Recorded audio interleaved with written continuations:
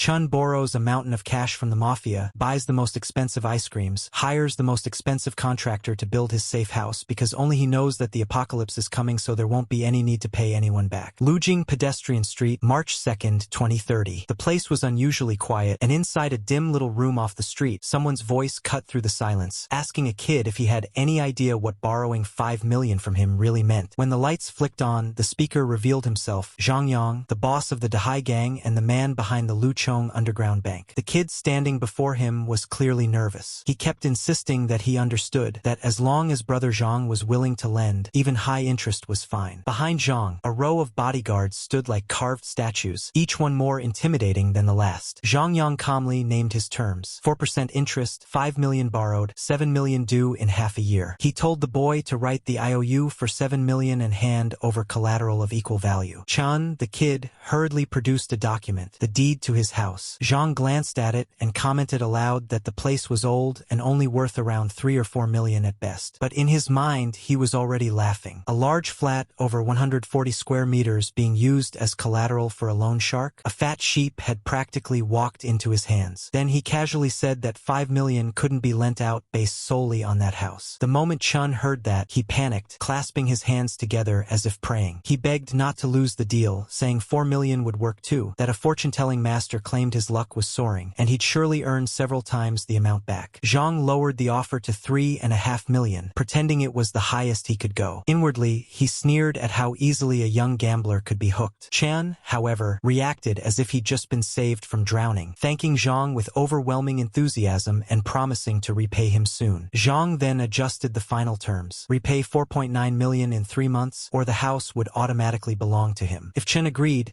he could write the IOU immediately and receive the funds within 3 days. Chun said there was no problem, just that he had one condition of his own. The moment he said that, Zhang's curiosity sharpened, and he leaned in to listen. 10 minutes later, Chun walked out of the room with a bright, satisfied smile on his face. From inside the room, a cheerful voice called out, thanking Chun for his patronage and telling him to take care. On his phone screen, a massive deposit lit up. Ding! Mobile account received 3.5 million yuan. Chun couldn't hold back the quiet laughter in his mind. To him, the whole situation was almost comical. In a month, the apocalypse would descend. Who in their right mind would still bother paying back a loan at that point? With the money finally in his hands, his thoughts immediately shifted to preparation. He had no intention of reliving the nightmare from his past life. Back then, a catastrophic natural disaster had struck Blue Star, reshaping the entire planet's ecosystem. Intense solar radiation pushed global temperatures to a horrifying average of 50 degrees Celsius, plunging humanity into a high-temperature apocalypse that lasted 30 days. Humans, animals, nothing survived unscathed. The world had been thrown into chaos. Meanwhile,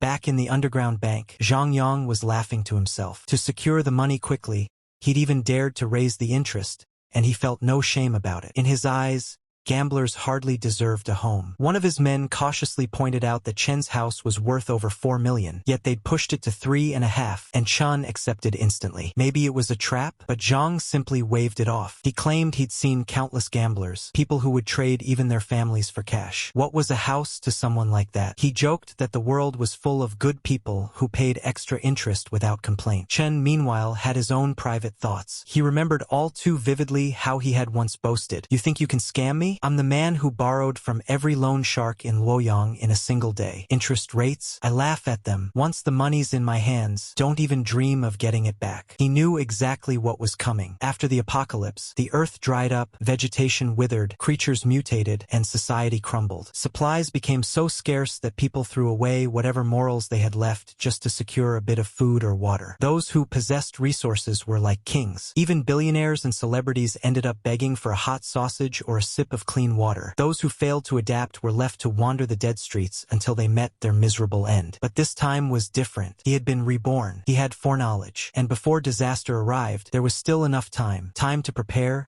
time to build, and time to make sure he would never suffer like he once had. Chun eventually wandered past a group of girls who were giggling together, and the sight caught his attention. He recognized the boxes in their hands and immediately thought to himself that this must be the legendary ice cream assassin, the kind of luxury treat said to be even pricier than the so-called noble of ice creams. He stared for a moment, remembering how, In his past life, he never dared buy one for himself. Instead, he had wasted money treating that woman Lu, wenching to it again and again. Feeding such high-end ice cream to her felt more wasteful than feeding it to a dog. The more he thought about it, the more his chest tightened. Fine then, this time he was going to enjoy it. Without hesitation, he marched straight in and cut the line, stunning the group of girls behind him. He raised his voice and called out, "Hello! Give me 10 of every type of ice cream you have. Thanks." The girls were left blinking in disbelief. Whispers rippled through them. Was he serious? Could he even afford it? And wasn't he ridiculously handsome while ordering? Their impressions shifted instantly, and their eyes practically sparkled at him after such a bold display. The receptionist, however, had her own concerns. She thought the very thing they had been giggling about earlier,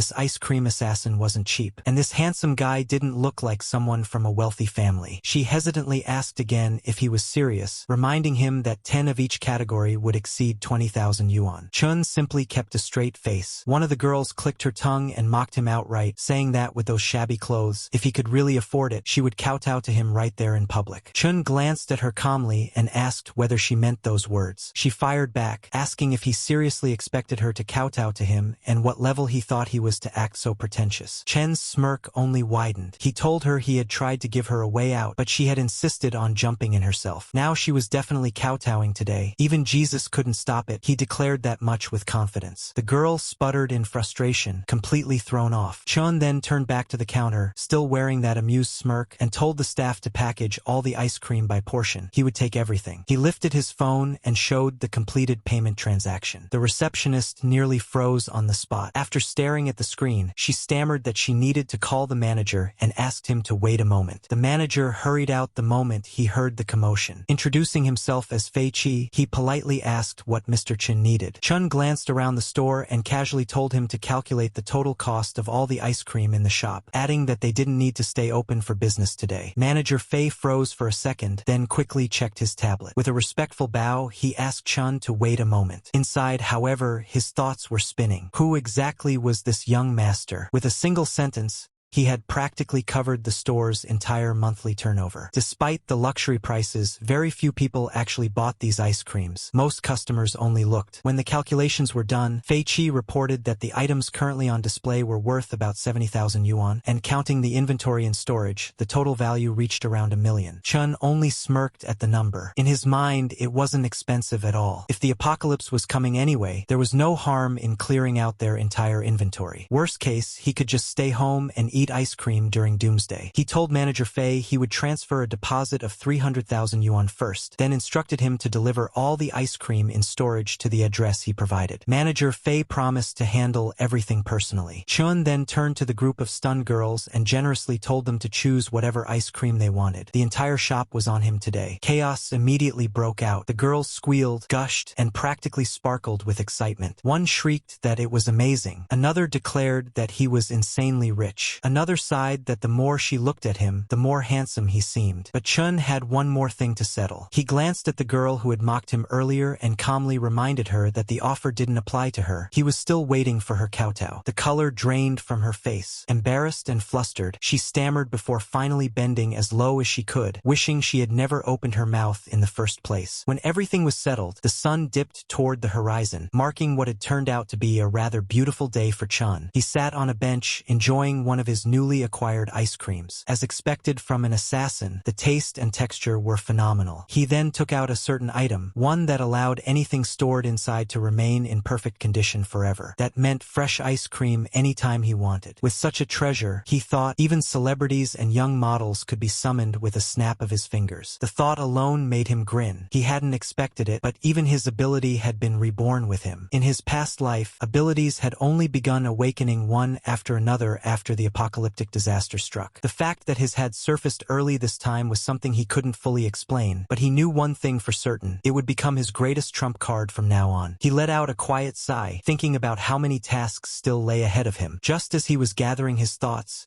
his phone suddenly rang. The ringtone lit up the screen with the words, "Ring ring, the little fairy is calling." The moment he saw it, a wave of unpleasant memories surged up. The caller ID couldn't have been more irritating, Lu Wenqing. He clicked his tongue and muttered to himself that of all people, it had to be her. What rotten timing. He had been having such a good day. Chun picked up the phone while murmuring Lu Wenqing's name. The moment he did, a wave of memories surged up, memories of how, after his parents passed away, she had appeared in his life like a savior. Back then, he had been foolish enough to believe she was his light, never realizing she had been eyeing nothing more than the small inheritance his parents left behind. He remembered how she used to lean close and relay what her mother supposedly said, that if he wanted to marry her, the fully paid apartment in the city center had to be put under her name, along with a bride price of 880,000 yuan. To him now, it was obvious she had been a bottomless pit, reaching out again and again until his savings were drained. She always justified it by claiming it was all for their little family, and even encouraged him to sell his family's old house, saying it was outdated anyway. Eventually, she had even pushed to sell the ancestral home passed down for generations just to secure that luxury apartment she wanted. He recalled a moment later in their relationship when he had been shoved to the ground while she introduced him to a so-called young master, saying he was the person she had mentioned, the one who supposedly met the requirements for special materials. That was the instant he finally understood the truth. During the apocalypse,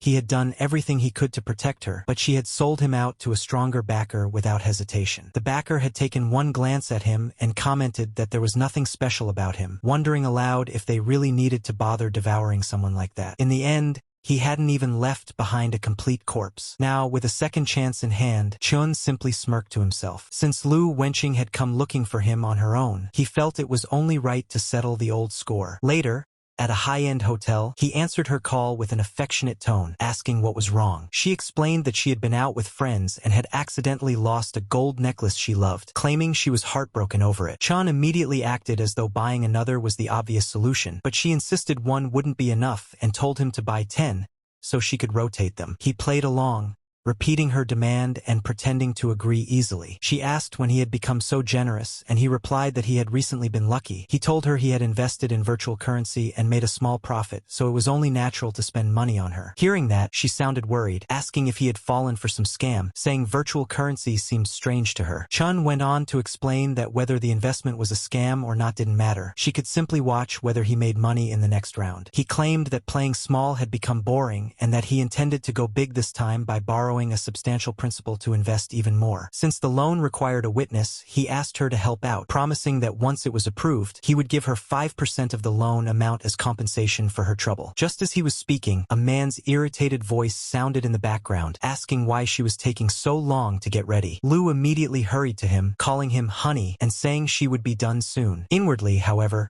she was comparing the profits. Spending a night with the older man earned her only 5,000 yuan, while simply signing a paper for Chun could earn her 50,000. To her, the risk seemed non-existent. It was just a signature, and she believed Chun Xiao to be too timid to ever trick her. Once the call ended, Chun thought to himself that he would be waiting for Lu Wenqing. After that, he shifted his focus to preparations, deciding it was time to build a fortress. He planned to turn the place into a structure of iron and copper within a month. He wanted bulletproof composite glass installed on all windows, along with hidden burglar bars, walls reinforced into 3-meter-thick bulletproof exteriors, and seismic fortification capable of withstanding intensity level 8 quakes. He continued listing requirements: 3-meter security glass, a full rooftop covered in solar panels with an independent energy system, air purification and filtration capable of blocking external toxins, an autonomous ecosystem with a 72-hour oxygen supply and internal water cycling devices, explosion-proof doors, and an access control system combining biometric and mechanical verification. The contractor, listening to all this, began to sweat, overwhelmed by the sheer scale of the demands. Inwardly, he wondered whether Chun was some kind of doomsday prepper suffering from apocalypse delusions, or whether he had simply watched too many sci-fi movies. Before he could say anything, Chun stepped closer with a serious expression and asked whether it couldn't be done, reminding him that his resume claimed he was a defense specialist who had designed safe rooms for top tycoons. The contractor tentatively mentioned that Mr. Chen's requirements were extremely unique and high-end, though the budget might be an issue. Inwardly, however, he was thrilled, already assuming Chen was another wealthy man brainwashed by doomsday theories, someone with money to burn. Before he could say more, Chen displayed a hefty sum and stated that he would put down a 1 million yuan deposit, and the contractor could name the remaining balance himself. The contractor was stunned. Being allowed to name the price sounded unreal, and in his mind he was already celebrating his luck, convinced he had just met a rich fool who could fund his path to financial freedom in one go. Chen shook his hand enthusiastically, adding that he valued materials and quality above all else, and everything needed to pass inspection. The contractor promised confidently that there would be no problem, assuring Chen that the place would be built solid as a rock. Meanwhile, both men were thinking the exact opposite of what they were saying. Chen was silently telling himself that once the apocalypse arrived, the contractor wouldn't even be able to find him, let alone collect any remaining payment. The contractor, on the other hand,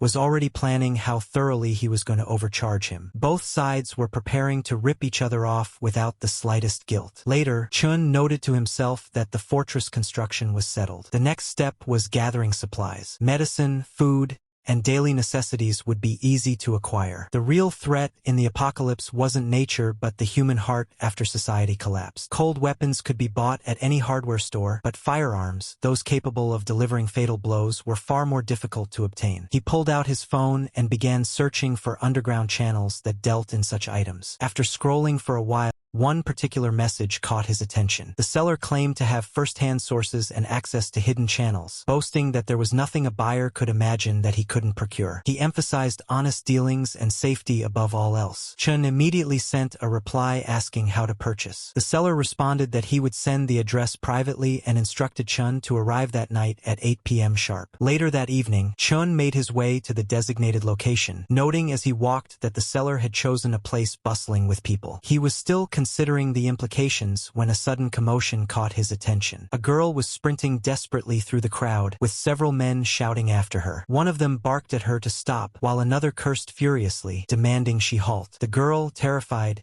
kept running. A moment later, she darted behind Chun as if seeking shelter. The pursuers grew even more agitated, one yelling that she should keep running if she dared, and another snarling that she must be tired of living to cheat someone in his territory. The girl pleaded for help, her voice trembling. Chun had originally intended to focus on his own plans for the night, but the moment he heard her voice and saw her face clearly, he froze. It was Lu Wenqing. He couldn't understand how she had ended up in a place like this. The sight left him momentarily stunned, unable to believe what he was seeing. One of the men managed to grab the girl and warn Chen not to come any closer. The girl was crying uncontrollably, and Chan, surprised, realized he recognized her. It was Li Yuyu, the top student goddess from his middle school days, the girl admired by countless boys. He couldn't understand how someone like her had ended up in such a situation. While he tried to process it, one of the thugs demanded that she hand over the money and said she shouldn't even think about leaving otherwise. She kept crying as more of the men gathered behind their leader, clearly waiting their turn. One of them suggested they stop wasting time. If she couldn't repay the money, she could pay in other ways instead, laughing crudely. Chen's expression darkened, and he ordered them to let her go. The thugs finally turned their attention to him. Their grip on the girl didn't loosen, and one of them, angrier than the rest, stepped forward with clenched fists, demanding to know where this reckless kid had come from. He mocked Chun for trying to play the hero and threatened to cripple him first. The moment he swung, Chun easily avoided the punch, grabbed the man's arm, and twisted it until the thug cried out in pain. Then, with a single strike to the face, Chun sent him flying. Dust and smoke rose around them as Chun stood there, unfazed. Inwardly, he noted with surprise that the strange system assisting him was something he had never possessed in his previous life. Li Yuyu also recognized him, calling out his name in disbelief. But the man still restraining her tightened his hold and warned Chun not to move or he would kill her. Before the threat even finished leaving his mouth, Chun hurled a stone straight at the man's forehead, knocking him backward. The remaining thugs hesitated, suddenly intimidated. A moment later, another young man rushed into the scene, scolding them loudly for ganging up on a girl and asking where their shame had gone. The thugs instantly cursed at him for interfering and charged. Chun and the newcomer fought side by side without needing to exchange a single word. When someone attacked from the front, Chun took him down with a punch. When someone tried to ambush from behind, the other guy blocked and countered. One by one, the punks collapsed, and even when they were down, Chun made sure to kick them away to keep them from getting up again. When the last of them fell, Chun gave a cold command for them to scram. At that moment, a notification echoed in his mind. Fear plus +1, panic +1, severe pain +1, despair +1, humiliation +1. Negative emotion value exceeded 10 for the first time. Spatial expansion authority unlocked. While the punks stumbled away in fear, another prompt echoed in Chen's mind, reminding him to harvest diligently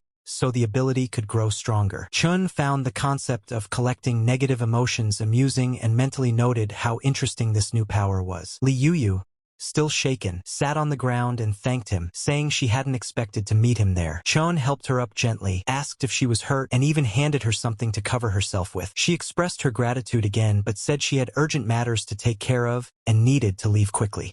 Chun simply reminded her to be careful. The young man who had rushed in earlier approached him enthusiastically, praising his hero saving the beauty moment and introducing himself as Mukong. When Chen heard the name, he realized fate had saved him some trouble. Mukong was exactly the person he had arranged to meet. Mukong was surprised and called it destiny, then excitedly struck a pose and said, "Sky King covers Earth Tiger." Chun responded by calling him a fool. Mukong froze, completely thrown off. A series of notifications immediately appeared in Chen's mind: dumbfounded +1, dazed +1, awkwardness +1. Chun cleared his throat and tried to ease the moment by responding with another nonsense phrase, saying he meant it as a joke to lighten the mood. He even mimicked the silly pose to reduce Mukong's embarrassment. Mukong burst out laughing, calling Chen unbelievable, and then motioned for him to follow. They moved into a secluded area where Mukong opened a box filled with firearms. He explained that they were Russian-made, durable and reliable, but warned that they didn't come with many bullets, so Chun would need to use them wisely. Since Chun seemed skilled and interesting, Mukong offered him a friendship price, saying it was his way of forming a connection. Chun accepted and thanked him. Mukong added that Chen's movements suggested he was an expert, and if there were no further questions, they could finalize the deal. But before he could finish, Chun casually asked whether the gun came with a silencer, whether there was a warranty card, and if Mukong could throw in an extra box of bullets. Mukong was speechless. Internally, he wondered if Chun even understood what a friendship price meant. Items like these usually sparked bidding wars on the black market, often selling for twice the cost, and this guy was asking for warranties and freebies as if he were buying home appliances. Mukong felt himself grow more and more frustrated, thinking Chun might as well just rob him. A new notification flickered through Chen's mind, noting the spike in negative emotions: shock +1, heartache +1, speechless +1. Seeing Mukong's face twist in pain, Chun quickly told him not to worry about it. If the extras weren't possible, he said they could forget it. He added that they would just follow the price already agreed on, and that he would transfer the money immediately. Inwardly, Chun marked the deal as complete. He now had supplies, weapons, and the beginnings of a fortress. Only one final piece remained. Later that night, inside an extravagant hotel suite, a woman in a red dress stood by the window, bathed in moonlight. When she turned, Chun wrapped an arm around her and complained that she had taken too long and kept him waiting on sore legs. Lu Wenqing asked whether the thing he mentioned was truly risk-free. Chun reassured her sweetly, claiming it was only a formality,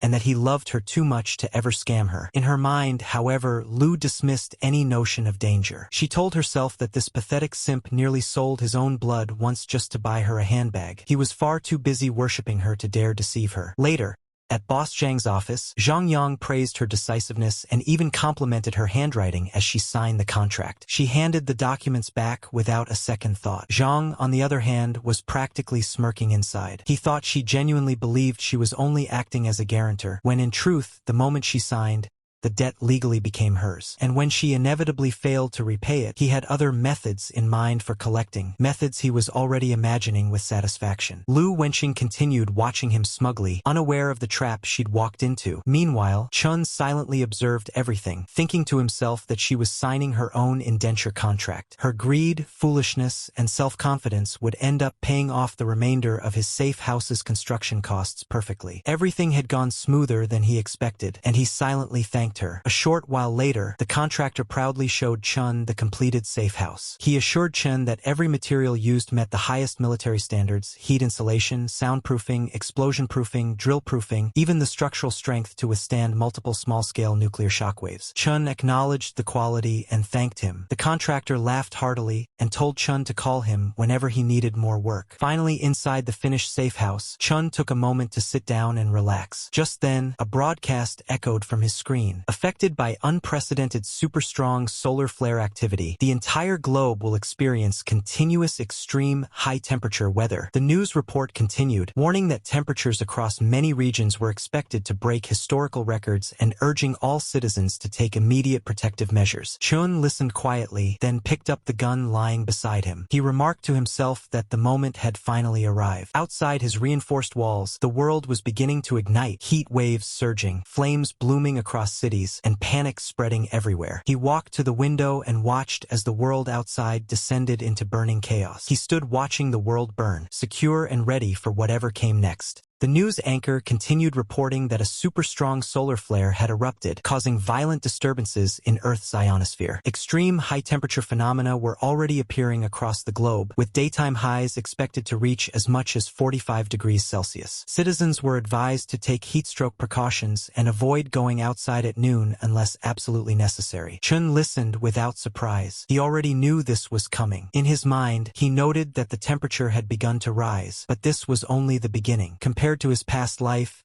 it even felt like things were escalating faster and more brutally this time. Outside, panic spread among ordinary people. Everyone wanted to hide indoors, yet even inside their homes, the heat was suffocating and unbearable. Someone complained that it was already unbearably hot early in the morning and wondered how long such extreme temperatures would last. Soon, a street loudspeaker crackled to life. A vendor loudly warned his neighbors that the weather was deadly and claimed he had heard the temperature would keep rising next week. He shouted about supply shortages, saying water and electricity would soon become scarce, and urged everyone to stock up immediately or risk having nothing to drink later. He even claimed this was his final batch of goods. Yet inwardly, the man was delighted. To him, the heat wave was practically money knocking at his door, and he would be a fool not to seize the opportunity to get rich. Nearby, a woman complained that his melons were priced far too high and asked if he could sell them cheaper. Another woman examined the melons, which looked plump and juicy. Seeing them, the vendor suddenly became overly enthusiastic, praising their beauty and eagerly approaching them. He boasted about how sweet the melons were and offered to cut one open for a taste. If they bought two, he promised a discount and even threw in a free pack of tissues. The women listened cautiously, growing increasingly uncomfortable as the man leaned in closer and became overly familiar. He pushed his melons toward them, even hinting that if the nights stayed hot, they could come by his place to cool off. Nervous, one of the women backed away and quickly said they would just buy one. But the vendor refused to give up, stepping closer again and urging them to buy more and stock up, insisting that with weather like this, no one could guarantee there would be anything left to sell tomorrow. A few more people soon gathered around the stall. Among them was an elderly man who politely asked whether the boss could sell the water a little cheaper. The moment the vendor saw him, his expression turned ugly. He snapped that his was a small business and that there would be absolutely no bargaining, clearly eager to chase the old man away. Chun stood nearby, watching the scene unfold, and immediately recognized the man. He inwardly clicked his tongue, realizing it was Li Dafu. Memories from his past life surfaced instantly. This man had once made his life miserable. Back then, Li Dafu had loved shouting in public, accusing him of stealing and calling people over to watch, even when Chun had only tried to pick up something that had fallen and return it. Chun remembered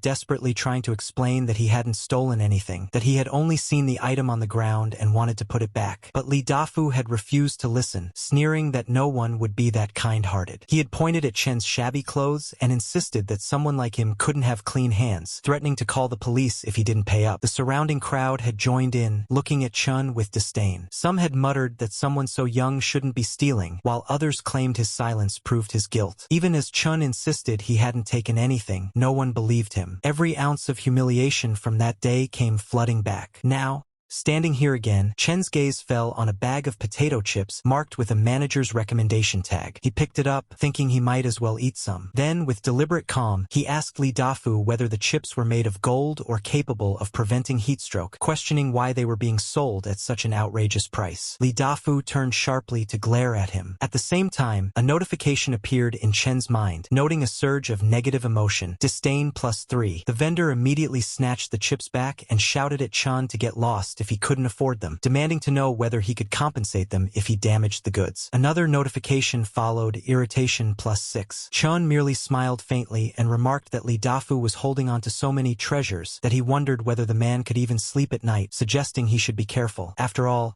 things had a way of getting stolen. Boss Lee suddenly felt as if he'd been cursed and flew into a rage, demanding to know who Chun was trying to hex. He threatened to beat him up, sneering that the heat must have fried his brain. Chun, however, calmly told him to settle down and casually asked whether he'd been suffering lately from insomnia, vivid dreams, weakness, and night sweats. That question caught Boss Lee off guard. He muttered that he did have some of those symptoms and even wondered if there might be a feng shui issue with his warehouse. Chun hushed him confidently, saying he'd known it all along and pointing out that Boss Lee's yin tang looked dark. He explained that it was a typical case of deficiency. That was enough to completely set Boss Lee off. He cursed Chun back, shouting that Chun and his entire family were the ones with deficiencies and swung a fist at him. Chun easily dodged the punch. He casually picked up a lollipop, popped it into his mouth, and advised Boss Lee to take better care of his health. He warned that excessive anger damaged the body, especially someone in Boss Lee's condition. As he spoke, he tossed a few coins onto the ground and coldly remarked that if Boss Lee didn't pay attention, he might die young. He then turned away, savoring the sweetness of the lollipop, leaving Boss Lee staring at the money on the ground. A notification immediately rang out in Chen's mind, detected strong negative emotion, anger +20. As night fell, a stray cat passed through the streets with something clutched in its mouth. Inside his safe house, Chen gazed at the night sky and reflected on his past life, remembering how he had swallowed his anger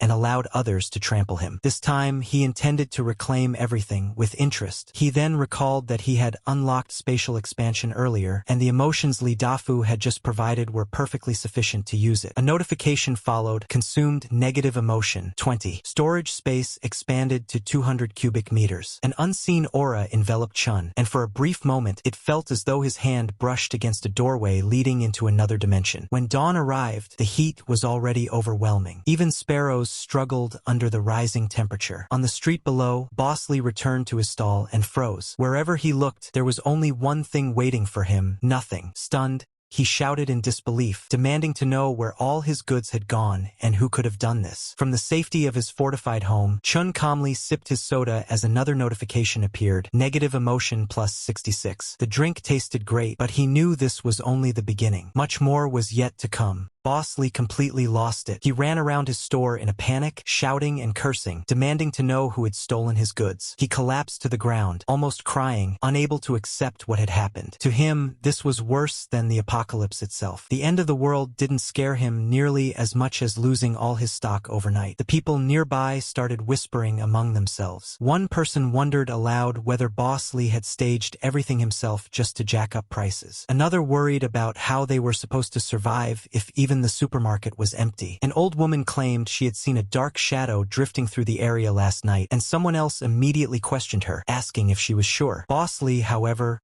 refused to believe any of it. He shouted that it was impossible, that there was no such thing as ghosts. But even as he yelled, notifications silently stacked up in Chen's mind. Strong negative emotion detected. Anger +12, fear +3, suspicion +4. Chan stood nearby, watching everything unfold like a spectator at a show. He casually ate his snacks, finding that snacks tasted especially good when paired with other people's suffering. With a faint smile, he commented to himself that Li Dafu's emotional output was impressively stable. As he reached into the bag again, he deliberately let the packaging show. The moment Boss Lee saw it, his eyes nearly popped out of their sockets. He screamed that those were his goods and charged forward like a madman. Chun calmly raised the bag and asked whether the chips were made of gold or somehow able to prevent heatstroke, since they were being sold at such an outrageous price. Boss Lee immediately recognized him and roared in fury. Chun continued casually, asking if Boss Lee could really sleep peacefully while hoarding so many treasures, warning him to be careful or thieves might target him. Boss Lee finally snapped, grabbing at Chan and demanding to know where he got the chips, accusing him of theft while shaking with rage. Chun took a step back, pretending to be startled, and calmly reminded him that accusations required evidence. He even pointed out how strange it was that the entire supermarket was empty now, not even a single snack left behind. Then, with an almost innocent tone, he offered the half-eaten bag in his hand, asking if Boss Lee would like it. Boss Lee stood there trembling, his face pale with fury and disbelief, completely completely at a loss for words. Boss Lee exploded in anger, shouting that Chun had cursed him and that now all his goods were gone. He accused Chun of being the thief and demanded an explanation. In his mind, even if Chun hadn't actually stolen anything, he could still squeeze something out of him to make up for the loss. At the very least, he could use him as a scapegoat. Another notification quietly appeared in Chen's vision. Strong negative emotion detected. Anger plus 18. Chun, however,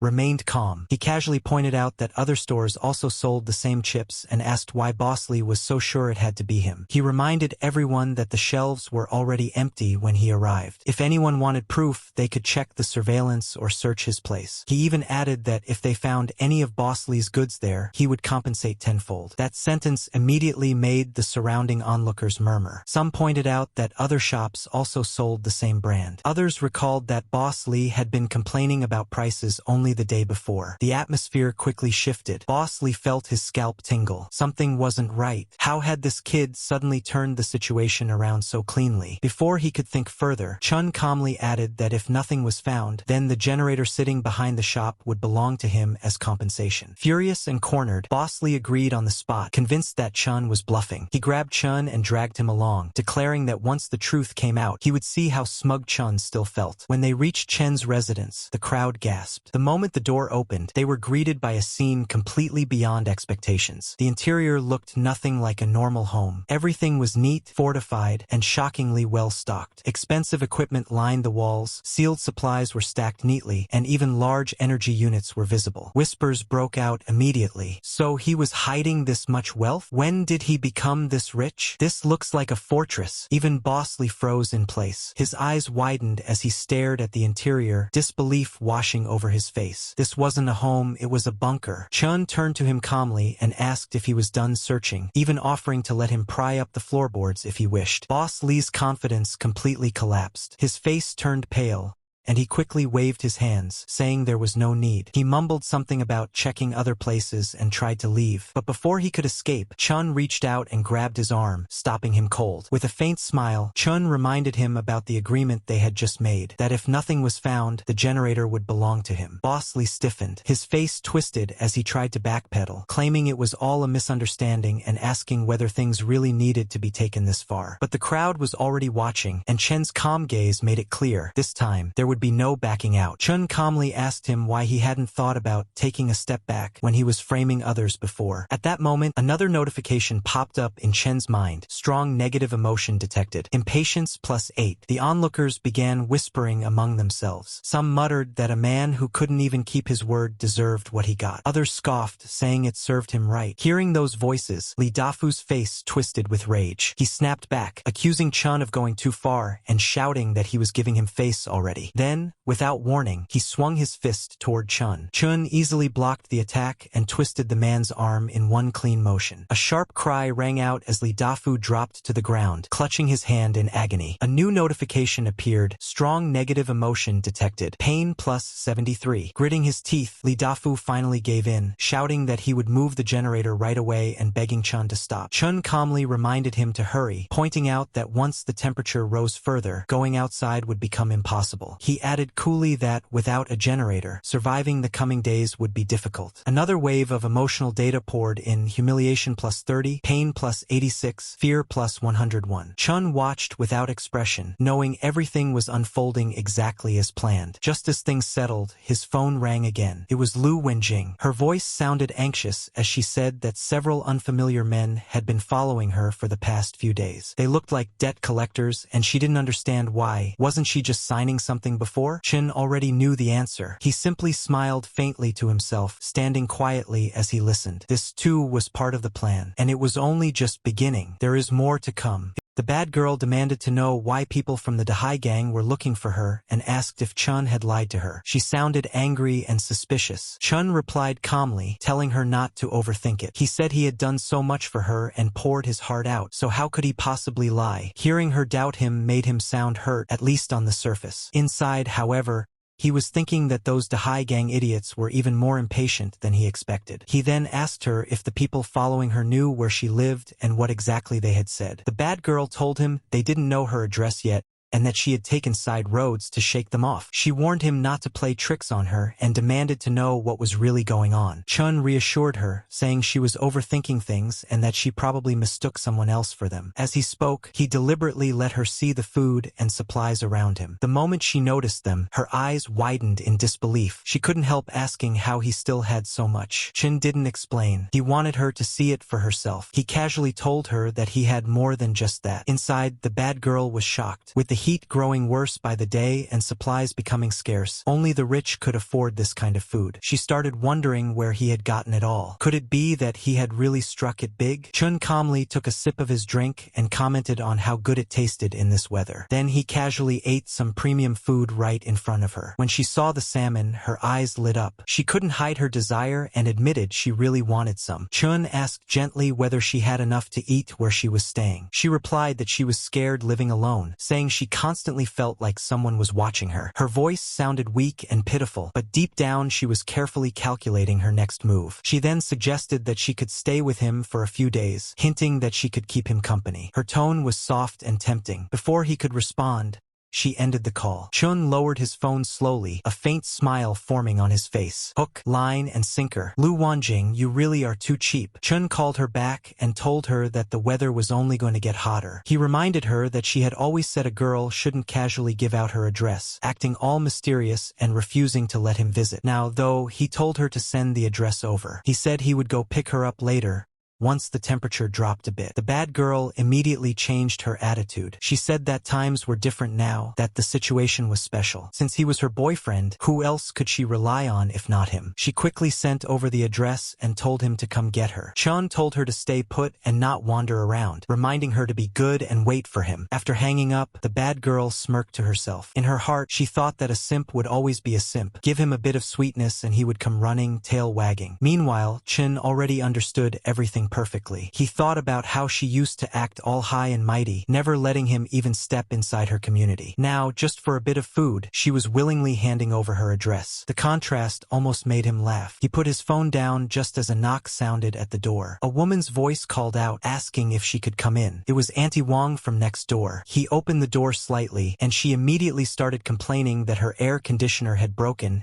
and that it was unbearably hot. She said the children couldn't stand it anymore and suggested they come inside for a while, saying neighbors should help each other. Chun looked at her calmly and reminded her how, when he was younger, he and his mother used to pick up plastic bottles downstairs. Back then, she had pointed at them, called them beggars, and even told the security guards to chase them away. The memory clearly made her uncomfortable. She hurriedly said that was a long time ago and accused him of being heartless for holding on to old grudges. Chun nodded lightly and replied that maybe he really was heartless, but at least he had air conditioning now. Then he shut the door in her face. Outside, Auntie Wong continued yelling insults, calling him heartless and even cursing his parents. But Chun didn't care anymore. A notification quietly appeared in his vision. Detected strong negative emotion, anger plus 18. Detected strong negative emotion, anger plus 20. Chun felt nothing but calm. He had long decided that he would only help those who deserved it. Everyone else could fend for themselves. After that, Chun calmly took out his phone, swapped the SIM card, and turned on his computer. He made a call, his tone casual as if discussing something trivial. He told the person on the other end that he knew where Lu Wenjing lived and had already sent the address over. He even added that she lived alone and would be easy to find. Once the call ended, Chun leaned back and looked out the window. The sky outside was still blazing hot, the air heavy and suffocating, yet he felt strangely comfortable. The heat didn't bother him anymore. In fact, compared to the calm spreading through his chest, the outside world felt distant and insignificant. He let out a quiet breath and thought to himself that the real show was finally about to begin. The bad girl was looking in the mirror, admiring her own beauty and feeding her ego. She thought about how soon she'd be able to move into Chun Jiao's air-conditioned room. She reminisced about the kind of life he would give her and thought that only a carefree life like that was worthy of her. She kept daydreaming, completely enjoying herself. Later, she lit one up and continued checking out her belongings. Suddenly, loud knocking started at the door. She went to open it, saying that they were early, while thinking to herself that he really was a qualified simp, always so eager. But the person standing there was not who she expected. And it wasn't just one person. There were several of them. She immediately asked why they were here and how they knew where she lived. Before she could react, one of the men pushed her aside and said that the money owed to the Dahai gang was due today. She quickly replied that the money was borrowed by Chen Jiao, and that he was the one who tricked her into signing, telling them to go find him instead. The man calmly pulled out the contract and said it was signed clearly in black and white, and whoever signed it had to pay. No excuses. At that moment, she finally understood. The man she once thought was a brainless simp had already woken up and started using his head. The goon then told the others to search the place and take anything valuable. As they began rummaging through her things, she tried to stop them, but they shoved her aside. She cried out that she was calling Chen Jiao and that he would be here soon. One of the men ignored her and casually sat down on the couch, looking around at her jewelry. Seeing them touch her things made her panic. She didn't want to lose any of it. The goon looked over the items and said that this little amount wasn't even enough to cover the interest. He added that his brothers had come all this way in the heat and couldn't leave empty-handed. She desperately tried to stop them again, saying the money was with Chen Jiao, not her. The goon smirks as the woman says that he also has a lot of supplies and is coming to pick her up soon. She tells them to wait for him and then ask him for the money. But when she tries to call, all she hears is a cold, automated voice saying that the number she dialed is currently unavailable. She freezes for a moment, unable to believe what's happening. She tries again, panic rising, only to hear the same message again. No matter how many times she calls, no one answers. Her breathing grows heavy, sweat forming on her face as her expression slowly darkens. She wonders how this could be happening. She insists that he must be busy and didn't hear the phone, saying she'll call again right away. But the goon snatches the phone away and tells her she's really stupid. He says she actually believed that guy would pay for her and that it's obvious he sold her out. He adds that the man never planned to pay anything back from the start. At that moment, the bad girl finally realizes the truth. The one she thought was a fool was never a fool at all. This time, she was the one being played. She weakly asks what he's talking about. The goon tells her to shut up and stop struggling. She cries and tells them to let her go, saying they should go find Chen Jiao instead, because he's the one with the money and supplies. But the goon ignores her and drags her away. No matter how much she screams, no one comes to help her. This time, there's no one left to save her. All the bad things she once did to others are finally coming back to her. Meanwhile, Chen Jiao is calmly enjoying his drinks, while his phone keeps ringing beside him. He doesn't bother answering. In his mind, he thinks that Lu Wanjing should get a proper taste of the apocalypse. As night falls and people hide indoors to escape the heat, the goon drags the crying woman away. He asks her again what good things Chen Jiao has at his place. She tells him he has air conditioning, cold drinks, and plenty of food. She says that's where everything is and that she really has nothing left. Hearing this, the goon's eyes light up. He thinks to himself that this sounds like a big catch. Then he tells the others it's time to go. As they leave, the woman glares in rage and thinks about Chen Jiao, cursing him in her heart and wishing him a horrible death. She is about to begin her own revenge plot. In the night, a lot of people were moving around really hurriedly with a lot of weapons in their hands. A voice says, right this way, that little beast Chen Jiao lives right here. At his home, the AC is on 24 hours a day and he has plenty to eat and drink. Another says that he is also extremely stingy and won't even share a sip of water with them. The auntie who previously came for that AC is really angry and frustrated with him and now wants to get back at him with these mafia boys. The mafia boys are also happy as they follow her. The leader of them says that old hag, you led the way well. Once they get the stuff, there will be plenty of benefits for her, so she can rest assured about the service she is doing. The hag says, oh my, thank you, Brother Zeng. He is truly generous. No wonder he could become a big boss. He is way too amazing,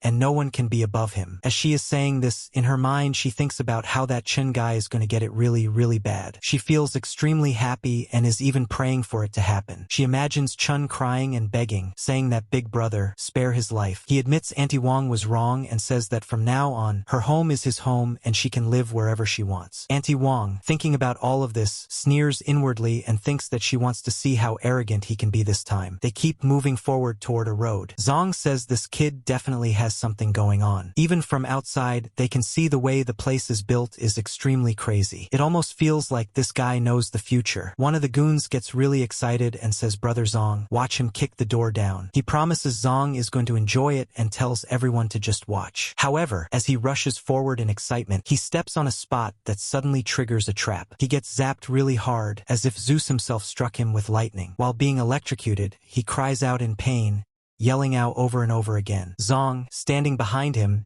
is completely surprised. He has no idea what the hell is happening and wonders if this guy is an idiot. The others rush over to him, and one of them says this trash cramped up for no reason and asks if he is stupid. But the moment they touch him, they also get zapped back as the electricity transfers into their bodies. Now they all feel the same thing he felt earlier. Now they finally understand why this guy cramped up, because they are also crying and shouting for help. They scream and beg, saying, "Help me, help me." The zap of Zeus is just way too powerful. Zong, the auntie, and the others are now really scared. They have no idea what this even is. The auntie was hoping to see Chun crying and begging, but instead all she gets to see is these goons crying miserably. And this isn't even the end. An announcement and alarms start ringing all around them. Every one of them is completely dumbfounded, and it's like their dumbfounded levels are showing +2, +2, +3, and one guy is even at +5. Then the announcement plays, and a voice says that good luck comes, wishing everyone good luck. Good luck brings joy and love. The announcement continues while everyone is still getting zapped. It says that good luck comes with good luck welcoming,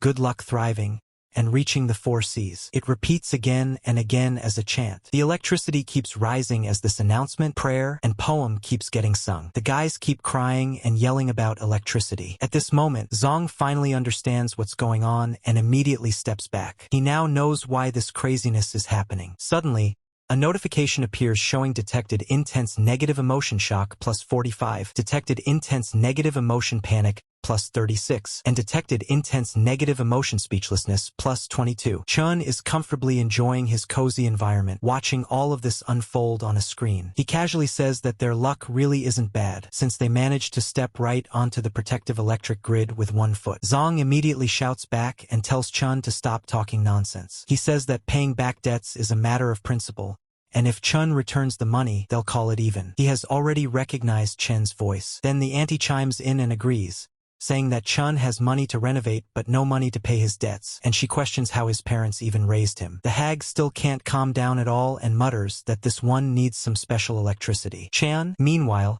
is leisurely eating his ice cream, watching everything while resting his foot on the table near the keyboard. He calmly tells brother Zhang that the market price of his apartment is 4 million, which is more than enough to offset the 3.5 million debt. Then he continues through the speaker, saying that as for Lu Wenqing's debt, they should go find her instead, because it has nothing to do with him. After hearing this, Zong is extremely furious. In his mind, he thinks that right now supplies are king and everything else is nonsense. At the same time, Chen's voice comes through, and he says brother Zhang should understand that a wise man submits to circumstances. He says that while he is in a good mood, they should part on good terms. He warns that if they keep looking for trouble, he won't be this polite anymore. After saying that, he presses the red button. The electricity instantly increases, and the goons start crying and screaming. They shout that it hurts, that they can't hold on anymore, and beg their boss for help. They are clearly suffering badly. Then the notification pops up, saying detected intense negative emotion pain +63, and detected intense negative emotion despair +77. Zong is truly scared now. He has no idea what kind of thing he has run into, so he chooses to retreat. While running away, he shouts that Chun Xiao should just wait, because the Dahai gang won't let him off, even though they are fleeing like cowards. Another notification appears, saying detected intense negative emotion anger +78. As the gang escapes, the auntie becomes the next target. She is terrified and left all alone, standing there and staring at the apartment. The surroundings turn red as the environment grows more intense, and she has no idea what to do next. Her dream of seeing Chun Xiao beg and cry remains just a dream. As the temperature rises to 52 degrees Celsius, the whole area becomes deserted. No one wants to go outside anymore. For Chun, however, everything inside is cool and refreshing. He is enjoying life even more than before and casually watches TV. On the screen, the news anchor says that recently, cases of death from heat stroke have appeared in many places, and citizens are advised to avoid going out as much as possible. Suddenly, his phone vibrates with notifications. When Chun checks it, he sees Auntie Wang going crazy in the comments, accusing him of not being human and saying that he has food, drinks, and AC while just watching the elderly and children die from the heat. Another comment from a shopkeeper boss calls him selfish and says he isn't fit to be a neighbor. Another says that in extraordinary times, resources must be shared, otherwise he is a murderer. Another claims they are about to die from the heat and asks if he has no shame. Yet another demands that Chun Xiao come out and give everyone an explanation. Chun calmly drinks his cold beverage and keeps swiping through the notifications. Then another system notification appears,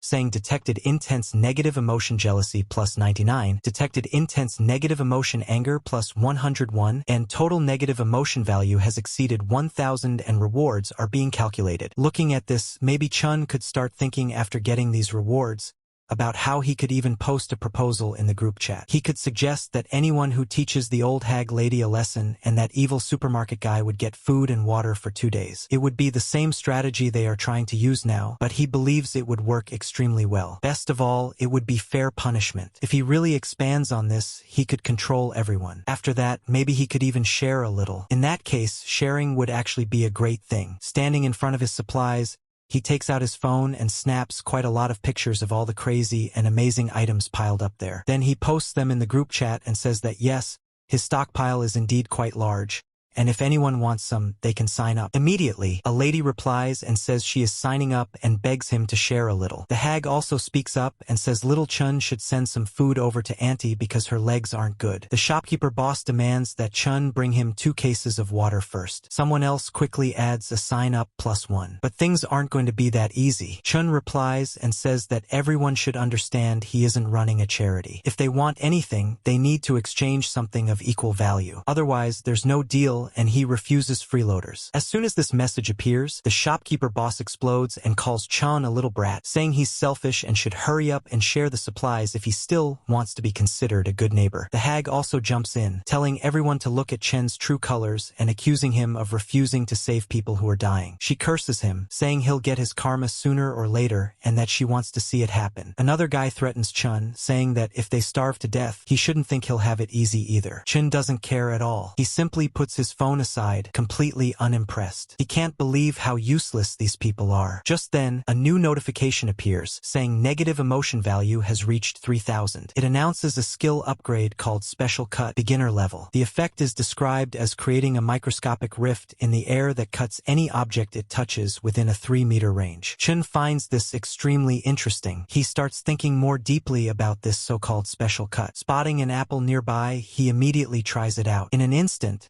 the apple is sliced cleanly in half without any effort at all. The effect is crazy. Chun says this is getting interesting. He never thought he would get something this powerful, but it's absolutely cool. He realizes he could even use it against those mafia guys if they keep hounding him too much. Outside, only a few cars are still running. Then a woman named Lu steps out of one of them. She's wearing a really flashy and nice dress, but appearances can be deceiving. She's the kind of bad woman people should stay away from, no matter how good she looks. Looking at her too much might even make someone like her more, which is dangerous. Unless someone thinks they can fix her, it's better not to get involved at all. There's also another person in the car. He's still thinking about ways to get back at Chun. He steps out as well and asks little Zong if the Chun Xiao he mentioned lives here. Zong says yes, it's in the innermost building. As he reports this to his boss, the boss turns to Lu and asks if Chun Xiao used to be her man. He says that he's leading a team to raid Chun Xiao's home and asks if she'll feel heartache over it. After hearing this, Lu looks shocked at first, then immediately reassures him. She says that right now, her heart only has him in it and there's no space for anyone else. She tells him he's the best and the only one she could have ever wanted. She also adds that as for Chun Xiao, he's nothing but a useless piece of trash. But deep down, she's thinking to herself that tonight is Chun Xiao's end. She wants him completely finished today. She even feels ready to cling to this man harder and push him to act faster, just to make sure Chun Xiao is dealt with. As they move forward together, the shopkeeper suddenly runs over and eagerly asks if Big Brother is here for Chun Xiao. He explains that they're homeowners in this complex and says they're willing to help teach Chun Xiao a lesson. Another man behind him quickly agrees and says they know the area well. He offers to help block Chun Xiao's escape route if he tries to run. The boss nods and says that if they help catch Chun Xiao, he'll share some of the supplies from Chun Xiao's room with them. The shopkeeper immediately gets even more excited and thanks him enthusiastically. He urges the boss to follow him, saying they know a shortcut. He's extremely eager and wants Chun Xiao to get what he deserves as soon as possible, helping in every way he can. Around them, other people also start trying to grab whatever they can. Anyone who tries to stop them gets beaten back. No one wants to share anymore. Everyone just wants everything for themselves. As the mafia boss and the shopkeeper move through the area, the shopkeeper suddenly points ahead and nervously says that this is his home and that they're on the same side. The boss coldly replies that it doesn't matter. He says that from now on, the whole building belongs to Lu. The hag immediately explodes in anger and says they can't do this, insisting they never provoked them. She can't believe that she only wanted all of this to happen to Chen Xiao, not to herself. But these are mafia guys, and they don't care at all. They have power and people backing them, so they simply take whatever they want. The shopkeeper finally panics and collapses into regret. He admits that he was wrong and that he shouldn't have been greedy for those scraps. Now everything is gone, and even his way to survive has disappeared. He sees the hag getting beaten by the goons, and the others are also lying helpless on the ground. He keeps shouting that he was truly blind and wonders how he could ever trust a bunch of beasts like them. At this point, there's nothing that can be done. The mafia guys gather together with their swords, their boss standing at the front, and that bad girl right beside him. The bad girl has already gotten what she wanted, and now she only wants revenge. As they all stare at the building from outside, something suddenly crashes down. From inside, Chen Xiao throws a couch straight onto the ground below. While casually enjoying his meal, he looks down and asks if everyone is looking for him. He looks like he's having a great time. The boss sneers and says that death is already imminent, yet Chen is still putting on a show. He tells Chen to hand over the supplies, and he'll at least leave his body intact. The bad girl stands beside him, watching closely to see what happens next. Chen remains calm. He slowly wipes his mouth with a cloth and says that didn't their parents teach them basic manners. He says it's extremely rude to disturb someone while they're eating and asks if these goons can't even manage something that simple. That completely sets the boss off. He curses and orders everyone to beat Chun as much as they want. The goons rush forward all at once, but Chun easily dodges the punches while still holding his plate. His balance is ridiculously good. One guy lunges at him, and Chun grabs his head and slams it straight into the ground. Another man charges in with a huge weapon, swinging it wildly. Chun dodges the swing and kicks him hard, leaving the guy wondering what just happened. Then another attacker comes from behind with an axe and tries to strike Chen Xiao. Chun thinks to himself if they're really forcing him to use spatial segmentation now. He steadies himself and prepares. Suddenly, a bottle flies forward toward the boss and the bad girl. They look at it in confusion, and in the next moment, thick smoke fills the area. Turns out to be a smoke grenade. The boss starts coughing and shouting that it's tear gas. He yells that this kid has a helper and orders everyone to retreat immediately. The group panics and scrambles around. Even Chen Xiao looks a bit confused by this sudden development. In the chaos, the axe guy misses his strike and drops his weapon onto the ground. Then another voice speaks up, saying that the trouble Chen stirred up isn't small at all. He adds that Chen's skills are actually pretty impressive. Chen looks toward him and says he only wants to know one thing, asking why he's here. The man replies that it's about guns. He asks if Chen still wants them and says he has good goods available. The guy can't believe Chen Xiao is drinking ice water at a time like this. He comments that Chen is really living a comfortable life. Chen Xiao casually responds and says they should talk first. He asks why the guy is here, pointing out that his territory isn't on this side. The guy explains and says Lu Haifeng has been messing with his business lately, and he's been watching him for days. As he grabs the chilled water, he still can't quite believe it. He continues saying that he saw Lu heading this way, so he followed him to take a look. He didn't expect Lu was actually coming for Chun. He adds that supplies have been scarce for a long time,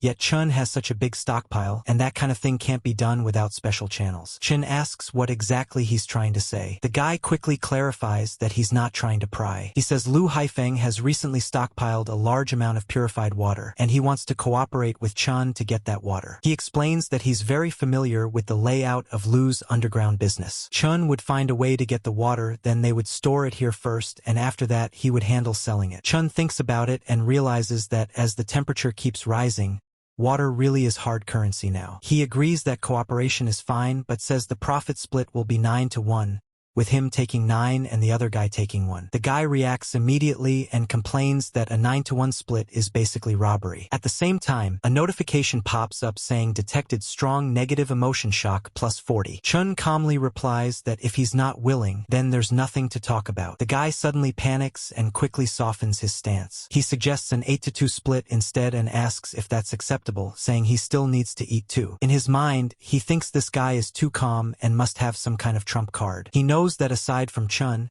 he can't find anyone more suitable. Chun thinks for a moment and then agrees that 8-2 works. However, he adds one more condition. He says that in the future, if the guy gets new goods, Chen gets first pick, and the rest can be sold afterward. The guy sighs and admits defeat, saying fine. Chun wins. Chun confirms the deal and says the first step is to figure out the stronghold structure and personnel distribution. Soon after, they reach a building nearby. From above, they look down, and the guy explains that this is Lu Haifeng's stronghold. He says the trading area is in the front, and people who are short on water either spend money to buy it or exchange other things for it. Many people are walking around with guns, clearly acting as security. There are also quite a few women providing entertainment and services. The guy further explains that some of the girls were captured specifically to serve the upper management. One of those girls turns out to be the same bad girl who cheated Chin earlier and even tried to bring a bunch of mafia guys to his home. The guy then adds that the water storage area is in the back, though he still hasn't figured out the exact location yet. Chun says he'll sneak in and take a look himself. He tells the guy that once he sees the signal, he should create chaos on the perimeter to draw away the main force. The guy is stunned and asks if Chun is really going in alone. He questions how Chun plans to move all that water by himself. Chun calmly replies that he has his ways. He moves ahead, slipping into the shadows. Soon, a guard steps out and stops him, saying he looks unfamiliar and asking where his ID is. Chun immediately pulls out a card-like item and says Boss Lu sent him to count the water stock. The guard scoffs and says counting water stock sounds like a joke, asking if Chun thinks he's trying to trick a child. A notification pops up showing detected negative emotion mockery +5. Chun calmly places his hand on the guard's shoulder. In his mind, he thinks that before, he only used special cut on apples,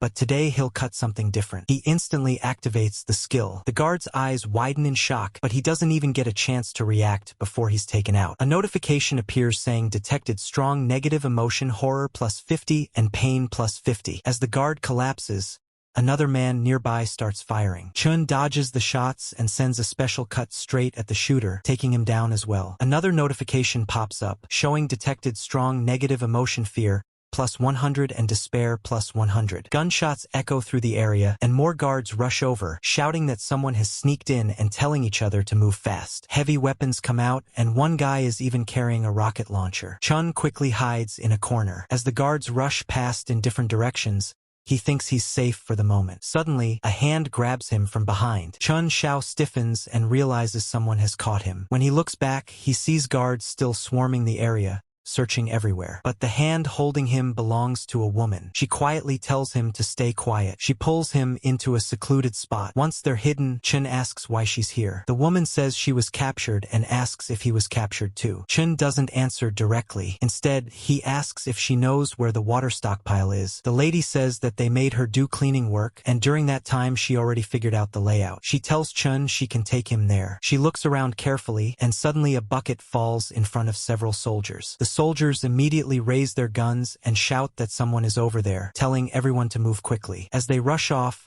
the path ahead becomes clear for the lady and Chin Shao. The lady tells him to follow her and says there are no surveillance cameras along this route. They move as fast as they can toward their destination. When they get close, Chun Shao tells her to find a place to hide and wait for him to come back out. The lady obediently does as she's told. Chun Shao then starts preparing his attack. He gathers his aura and smashes the door open with a powerful punch, forcing his way inside. However, there are several soldiers waiting inside. One of them shouts, demanding to know who he is and how he got in, clearly furious. Chun Shao doesn't hesitate. The moment the man locks eyes with him, Chun uses his cut attack and takes him down instantly. A notification appears saying detected strong negative emotion shock +20, fear +20, and pain +20. As the lady hides and looks ahead, she starts worrying. She thinks that Chun Shao has been inside for a long time and wonders if nothing happened to him. She's really anxious and hopes everything is fine. But when she carefully looks inside, she's completely horrified. The place is full of destruction, and she can't believe what she's seeing. Everything looks wrecked. Suddenly, she notices a figure walking straight toward her. She panics, starts shouting, and is about to attack. Then she realizes it's Chun Shao. Chun calmly tells her that it's handled and says they should go. He immediately turns and starts walking. Then he pulls out a gun, points it into the air, and fires a shot. The bullet explodes midair. The lady is shocked by this, but Chun starts laughing because he knows exactly what he did. Outside, the guy sees the signal signal and immediately understands. He says that Chun Xiao is really not bad and sounds genuinely impressed. He then starts his own plan of destruction. He throws several prepared bottles onto the ground, causing chaos and explosions everywhere. The entire area quickly catches fire. People start shouting about the fire and rush around trying to put it out. Just as planned, everyone is completely distracted. With the chaos spreading, Chun Xiao and the lady easily move deeper into other areas. The lady points the way and says that going through the alley will lead them to the outskirts of the south gate. As they keep moving forward, another woman suddenly rushes up from behind and calls out to Chen Xiao, begging him to take her along. It's the same bad woman. Chun immediately turns around and recognizes her. She pleads again, saying they used to be lovers, and asks him to take her for the sake of their past. She moves closer and promises that as long as he takes her away from this place, she won't hold it against him for using her name to take out loans. Chun coldly responds that she really doesn't understand the situation at all. Hearing this,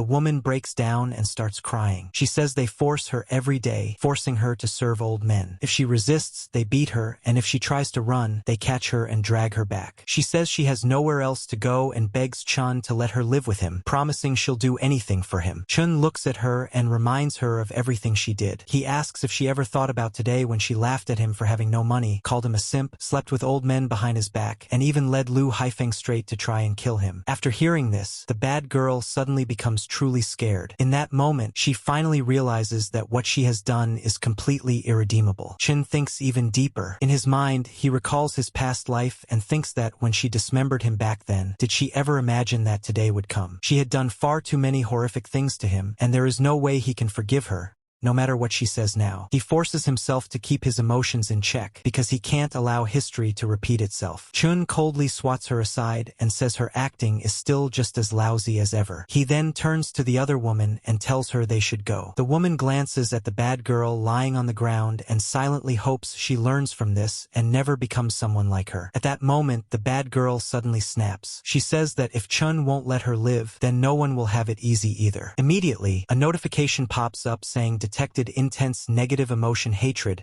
plus 999. Completely goes off the charts. Not long after, the boss of the area arrives. The first thing he asks is where the water is and whether his water is still safe, because that's the most important commodity he has right now. When they open the door and see the devastation inside, their hearts sink. There's nothing left at all. Then they notice words written on the wall. It clearly says that Boss Lu's water has been taken, and that next time, his life will be taken instead. Lu completely loses it. He shouts, demanding to know who did this. He's furious beyond belief. At that moment, the bad girl lying on the ground speaks up. She tells Boss Lu that it was Chun Xiao. She claims she tried to stop him, but Chun injured her and even insulted Lu, calling him trash. She clings to Lu, deliberately manipulating him further, saying that Chun claimed Lu was unworthy of possessing such resources. She keeps fanning the flames and adds that Chun wants to take all of them down. Hearing this, Lu's anger completely explodes. He orders everyone to follow him to the south gate and slaughter Chen Xiao. A massive commotion spreads throughout the entire area as the order is given. Chun and the other guy both notice the movement immediately. The guy comments on it, clearly understanding what's happening. As the entire force gathers behind their boss, Chun calmly mutters that Boss Lu moves fast. Still, he's already prepared. Then Lu points forward and gives the order, telling everyone to go get him. Everyone behind him charges forward, completely unable to control their anger. Their emotions are running wild, but this actually gives Chun the advantage. He stays calm and casually throws a torch onto the ground in front of them, instantly creating a huge wall of fire. The group is forced to stop, trapped behind the flames. The boss shouts that he will make sure Chun Xiao is finished. Right after that, a notification appears saying detected intense negative emotion hatred plus 999. Now there are two people whose hatred toward Chun has completely maxed out. Chun, however, stays relaxed. He says thanks to Boss Lu and mentions that he'll gladly take these emotion points to become even stronger and earn even more points in the future. Then another notification pops up. It says ding, negative emotion points have reached 3,000 and a new skill has been unlocked called spatial barrier. Inside the cozy shelter, the guy is throwing a small party. He laughs and says that what just happened was way too awesome and that old dog Lu is probably tearing his place apart right now. They sit there enjoying all kinds of insanely good dishes, partying without a care in the world, completely ignoring the deadly heat outside. The food looks so good that even just seeing it makes anyone want to join in. It's the kind of feast you want to dig into immediately, but sadly,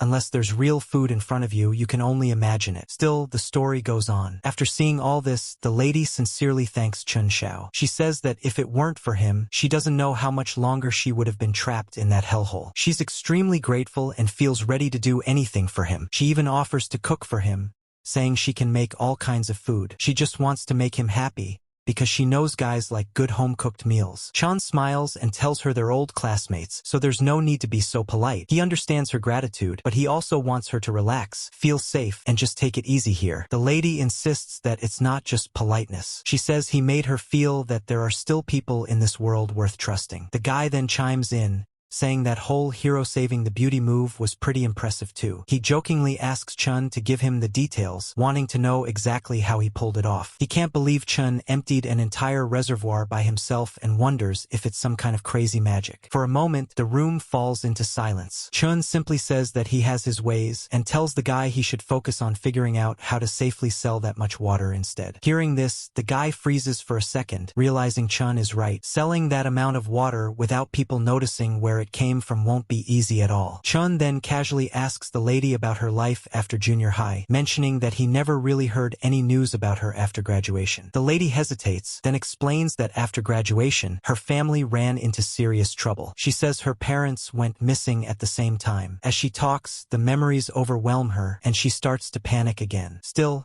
she pushes through, knowing Chun deserves to know the truth. But just as she's speaking, flames suddenly begin to rise around the area. They can't believe what they're seeing. When they look outside, the guy blurts out that the whole place is on fire. It's completely out of control. It's obvious that the people who lost the water either want it back or want everything destroyed. As the flames erupt, Chun, the lady, and the guy all stare outside. The fire is massive. In the chaos, they see people suffering. One person holding a child keeps screaming for help and begging someone to save the children. The guy suddenly realizes what's going on and says it's Lu Haifeng behind this, wondering if that bastard is really trying to burn everyone to death. The lady anxiously asks if they should do something. Chen, however, is lost in his own thoughts. In his mind, he realizes that Lu Haifeng is trying to use morality and innocent lives as a rope to bind him. He thinks it's pointless, because he's long past being that rotten do-gooder from his past life who would only get strangled to death for trying to save everyone. Outside, Lu Haifeng shouts for Chan Xiao to come out, threatening that if he doesn't, he'll burn the entire area to ashes and see how long Chen's so-called iron turtle shell can last. One of Lu's underlings flatters him, saying the boss is wise as always. He adds that if the fire keeps spreading, even if they don't burn to death, the smoke will finish them off. Lu enjoys the spectacle. As the fire grows bigger and bigger,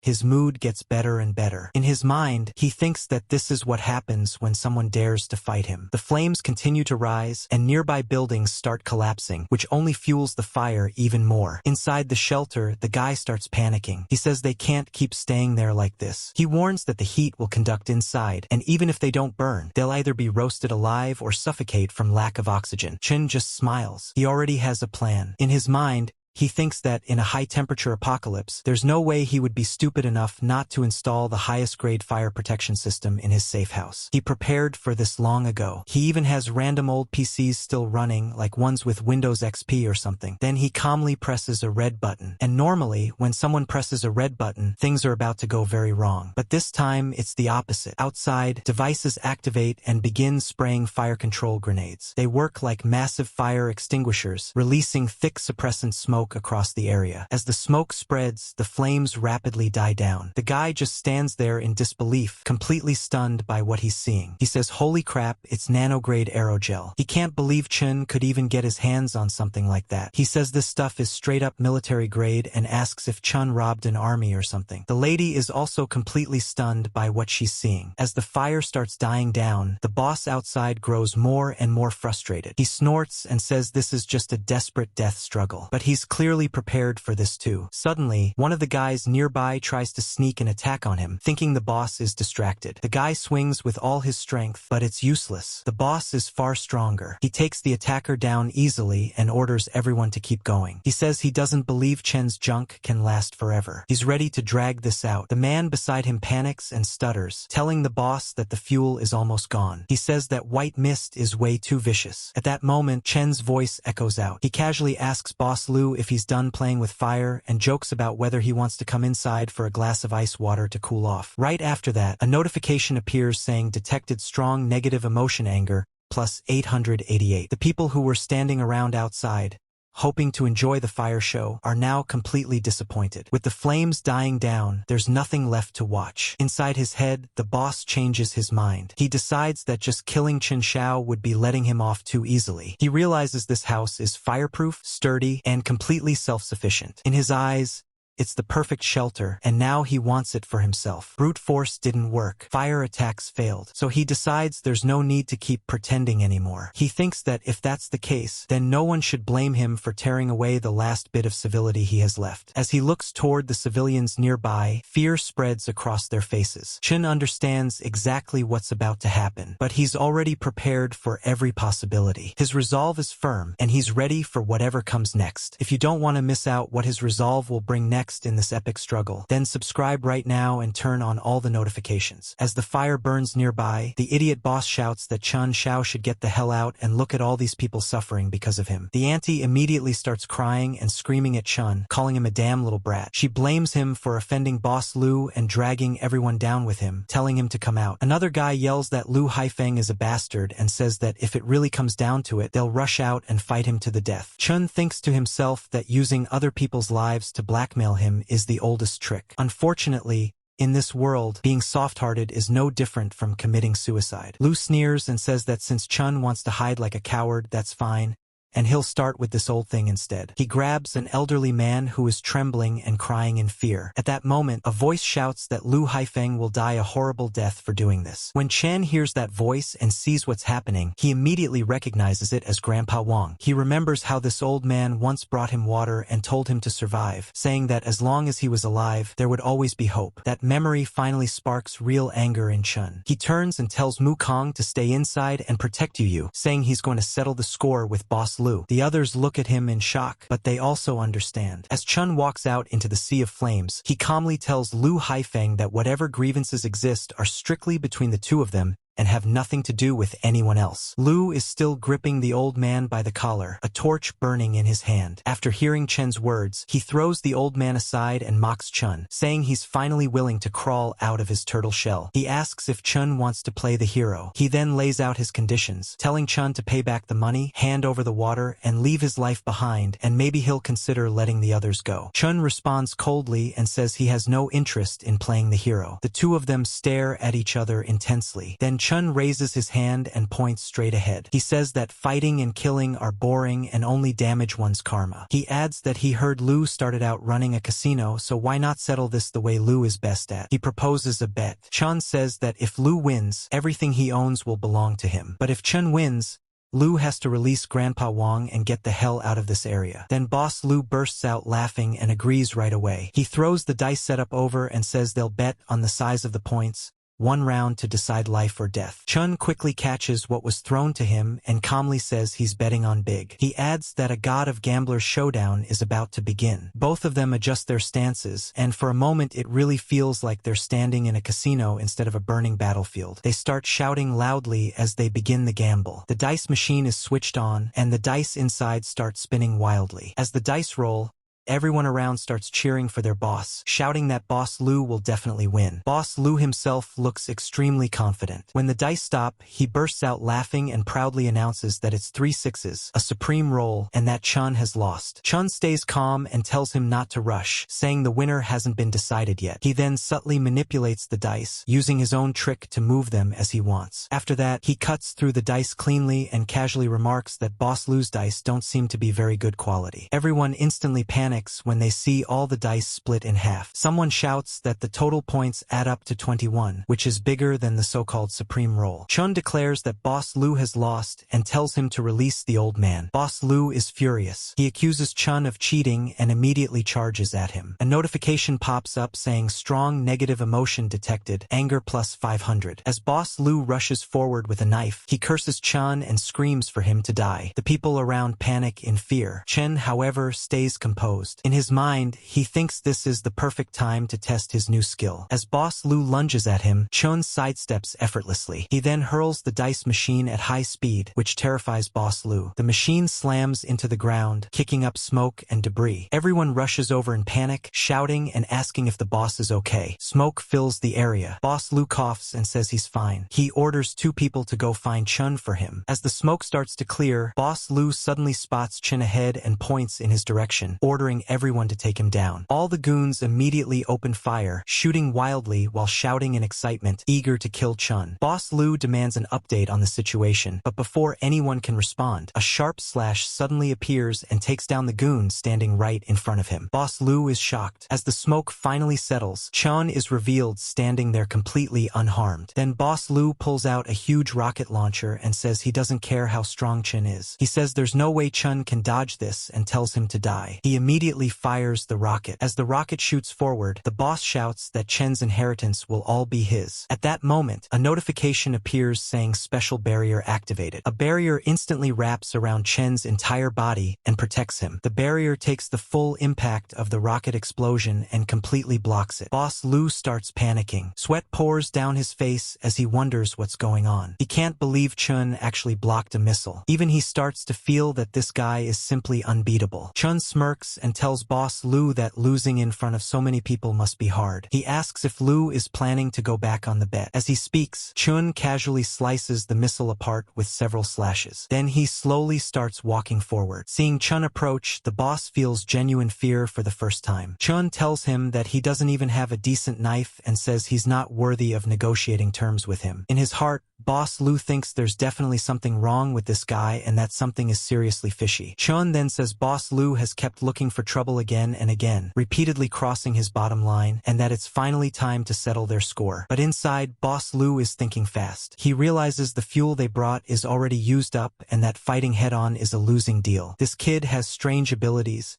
and his safe house is basically a gold mine. He decides it would be better to recruit Chen Xiao and earn back all his losses with interest. So even though he hates doing this, he forces a smile onto his face. With sparkling eyes and a fake friendly expression, he says that it's all a misunderstanding. He says they can be considered friends who got to know each other through a fight and asks Chun how about they make a deal. Boss Lu continues and tells Chun Xiao to listen to him. He says that killing him would only leave blood on Chen's hands and gain him nothing. He adds that in this world, human life is cheap, but he himself can help Chun survive and live better. He then brings up that he has a batch of medicine, all antibiotics like penicillin and cephalosporin. He asks if Chun understands how precious those things are right now. He explains that even a small infected wound can take a life. He offers to let Chun off the hook if Chun spares him, saying he'll split that batch of medicine with him. Chun Xiao listens carefully and then admits that in times like these, antibiotics really are hard currency. He tells Boss Lu honestly that he doesn't just have this one room and that the things he stored are far more than Lu could imagine. Hearing this,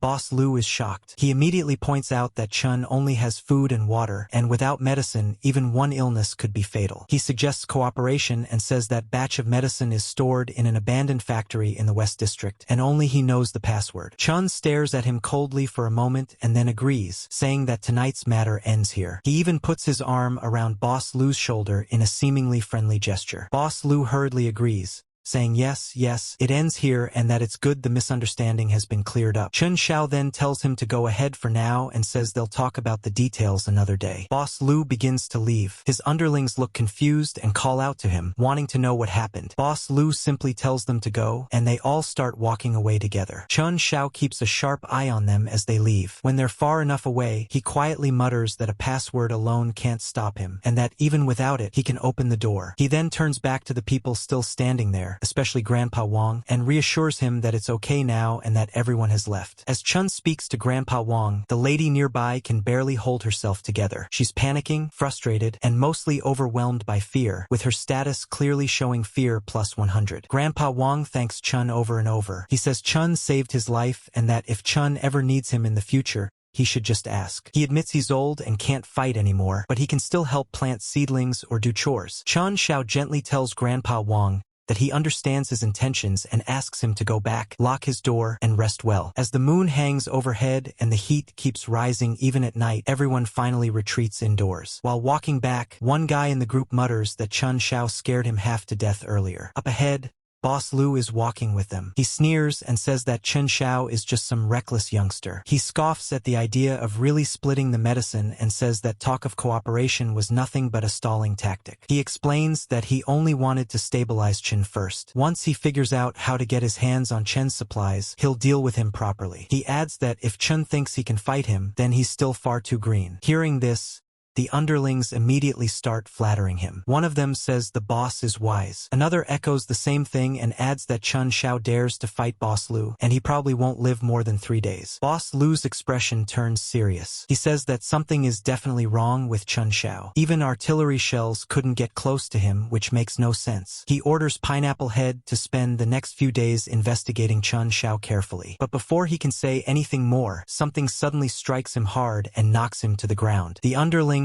are instantly terrified. One of them shouts to run. Another screams, asking if there's a ghost or something. None of them can believe what just happened. In their panic, they all scatter and flee, leaving Boss Lu lying alone on the ground. On a nearby building, a figure stands quietly with one hand extended. It's Chen Xiao. He calmly says goodbye to Boss Lu forever. Later that night, a loud announcement echoes everywhere. It declares an emergency notification, saying the global high-temperature phenomenon is completely out of control. Multiple climate tipping points have been breached, and the ecosystem is on the verge of collapse. Authorities formally suggest that residents make a choice based on their situation. One option is to migrate north to the temporary shelters established by the government. The other option is to stay put and wait for rescue. The announcement repeats that this is not a drill. Chen Xiao listens and thinks it through. He says going north to that so-called Pure Land will soon turn into a new purgatory. Waiting for rescue is an even bigger fantasy. In his mind, he knows the real nightmare has only just begun. As he thinks about the monsters, he calmly reflects. He thinks that before long, heat-resistant mutant beasts will start devouring everything created by civilization. He also knows that awakened humans will appear and form factions, fighting over resources and killing each other. He realizes that what he needs to do isn't just guard this safe house. He wants to turn it into the final fortress for survival in the apocalypse. Outside, many people are already starving. Someone shouts that they're starving to death and that their homes have burned down to nothing, asking what about Chen Xiao. Another person yells that Chen Xiao is occupying such a big, sturdy fortress all by himself, enjoying food, drinks, and air conditioning. Anger keeps building among the crowd. One man starts pounding on the door and shouts for Chen Xiao to come out. He blames Chen for refusing to help earlier and says that because of that, everyone ended up like this. He demands an explanation. Others follow up, saying they've already decided that Chen must share the safe house. They claim everyone should take turns living there for collective survival, smirking as they say it. Inside, Chen Xiao doesn't react at all. He listens to some relaxing music while calmly doing household chores, completely at ease. He even takes a picture of the nice meal he prepared and posts it, casually scrolling through the comments afterward. As he looks at the reactions, status notifications pop up showing jealousy plus 150, anger plus 130, and despair plus 95. Chen Xiao looks at the comments and thinks that incompetent fury is the cheapest emotion in the apocalypse. Outside, the crowd can only shout, curse, and throw things to vent their frustration. Some even smash their own phones. One man throws his phone away and curses, saying that since Chen refused a toast, he'll be forced to drink a forfeit, and swears he'll definitely take Chen down. Meanwhile, Chen Xiao thinks about the abandoned factory in the West District and decides he'll go scout the route first. But the moment he steps out, people start throwing things at him. Among the flying debris, a machete suddenly comes straight toward him. What's going to happen next? Can he survive the onslaught of all the angry folks around? How long can he keep on delaying the inevitable battle? He might even have to do with these guys. And maybe he is not doing good, maybe he should share. What do you think? But still, whatever you think, if you don't want to miss the next one, subscribe right now and turn on all the notifications.